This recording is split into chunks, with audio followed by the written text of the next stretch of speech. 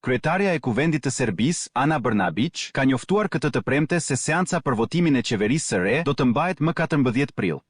Ajo ka theksuar se deputetët janë ata që do të kenë përgjegjësinë për të dhënë një mundësi për mandatarin Gjuro Makut për të formuar kabinetin qeveritar. Brnabić ka shtuar se seanca duhet të përfundojë deri më 18 prill dhe se emrat e ministrave dhe përbërja e qeverisë do të bëhen të ditura pas përfundimit të këtij procesi. Sipas saj, gjithçka do të varet nga mandatuari dhe nga procesi i votimit në kuvend.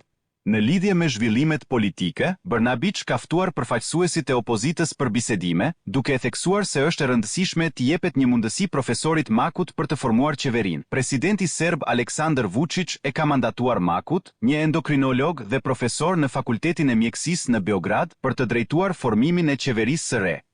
Mandatimi i Makut erdhi pas konsultimeve të zhvilluara me partitë parlamentare lidhur me përbërjen e mundshme të qeverisë, megjithse partitë opozitare refuzuan të merrnin pjesë në ato konsultime. Opozita ka bërë thirrje për krijimin e një qeverie kalimtare, por ky propozim është refuzuar nga koalicioni në pushtet, pas dorëheqjes së ish kryeministrit Miloš Vučević, i cili dha dorëheqje pas një incidenti me studentët në Novi Sad. Tensionet politike kanë vazhduar të rriten. Ky zhvillim është bërë më i ndjeshëm për shkak të akuzave për dhunë ndaj studentëve që po protestonin.